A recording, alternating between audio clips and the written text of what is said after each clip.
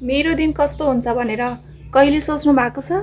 Weight, आज म तपाईहरुलाई मेरो a day in my life show गर्नेछु। So keep watching till the end. Blog पनि सुरु हुन्छ। सो म चाहिँ सुरुमा उठे, जिउ तन्काएँ, त्यसपछि कपाल कोरेँ, मुख धोएँ, लिप बाम लगाएँ। यता भाइ साथीको बिहेमा जान्छु भनेर रेडी हुँदैछ। भाइ रेडी हुँदै गर्दाखेरि चाहिँ उसको गोजीबाट झरेको पैसा हो, मैले चाहिँ यसलाई राखेँ। भाइको चाहिँ पर्फ्युम सकेको रहेछ नि त, अनि मैले चाहिँ मेरो यो पर्फ्युम लगाइदिएँ। म चाहिँ अब बिहान खाजामा मकै खान थालेँ। मकै चाहिँ मेरो आजभोलि फेभरेट भइरहेको छ। मकैमा चाहिँ मलाई सारो खालको मकै भन्दा पनि कलिलो खालको मकै मनपर्छ। अनि यता मेरो पुन्टे बिरालोसँग जिस्किँदै बसिरहेको छु म, होइन। यस्तो मजा हुन्छ उसलाई हेर्न। त्यसपछि मम्मी आउनुभयो। मम्मीको नि आज व्रत थियो, अनि मम्मी पनि मकै खाँदै हुनुहुन्छ। अब चाहिँ हाम्रो खाना खाने बेला भयो। आज चाहिँ सिम्पल खाना बनाउनु भएको थियो मम्मीले।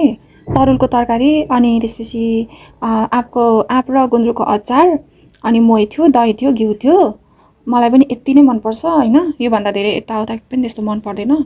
सिम्पल खाना नै मनपर्छ। खाना खाइसके पछाडि भाँडासाँडा मोलेर, होइन, अनि अब एकछिन आराम गर्नु पर्यो भनेर बसौँ भनेको। यहाँनिर कस्तो यो हावाले पर्दाले यस्तो मलाई यस्तो डिस्टर्ब गरिरहेको थियो कि, होइन।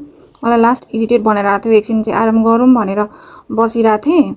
अनि म त निदाउन लागेको के थिएँ, होइन। ठ्याक्कै फुपू आइदिनु भयो कि म त यस्तो सरप्राइज भएँ कि। फुपू आइसकेपछि फुपूले सोध्नुभयो के गर्दैछ यसो भन्दै नि भनेर भन्नुभयो। अनि म त यतिकै बसिरहेको छु फुपू भनेर भने। नि फुपूलाई पनि यसो ट्याक्क भिडियोमा निकालेँ। अनि मैले फुपूलाई भने कि फुपू तपाईँ त कति भाग्यमानी के, कहिले म टिकटक बनाइरहेको बेलामा तपाईँ आइपुग्नुहुन्छ, कहिले आज अब म यहाँ बसिरहेको थिएँ, आज मेरो डेली भ्लग बनाइरहेको छु, आज आउनुभयो, तपाईँ कति भाग्यमानी के भनेर भने। अनि हो र त्यस्तो पनि हुन्छ र भनेर भन्नुभयो। अनि त्यसपछि अनि त्यस्तो हुँदो रहेछ हौ फुपू, नपत्या अहिले हेर्नु न भनेर भने। फुपू त मलाई हेरेर हाँस्नुभयो। अनि मैले फुपूसँग पहिला नि 2-3 वर्ष अगाडि युट्युबमा मैले चाहिँ उहाँको घर गएको मैले भिडियो बनाएको थिएँ नि, त्यही भिडियोवालाई देखाएँ। अनि उहाँ एकदमै खुसी भएर हेर्दै हुन्छ आफ्नो भिडियो। यता मेरो मम्मी पनि आउनुभयो, उहाँले पनि सँगसँगै बसेर हेर्दै हुनुहुन्छ। फुपू हाँस्दै हुन्छ। फुपू चाहिँ अब जाने भन्दै हुनुहुन्छ।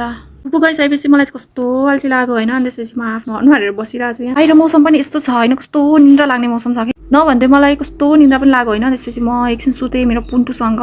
यस्तो मलाई मात्र हुन्छ कि तपाईँहरूलाई पनि हुन्छ गाइज, होइन। बाहिर पानी पर्न लागेको मौसम छ, अनि यता मलाई कस्तो झ्याप झ्याप झ्याप निन्द्रा लाग्छ कि। यता हेर्नु न मेरो पुन्टु कस्तो स्टाइलले सुतिरहेको छ, होइन।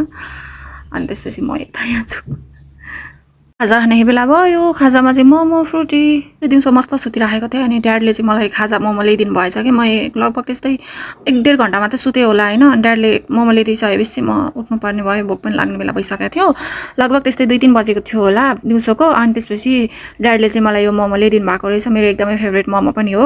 लगभग 1.5 प्लेट जति ल्याइदिनु भएको थियो। अनि म चाहिँ एकदमै मिठो रहेको छ मोमो, होइन। मलाई यस्तो मिठो लाग्यो मोमो, है।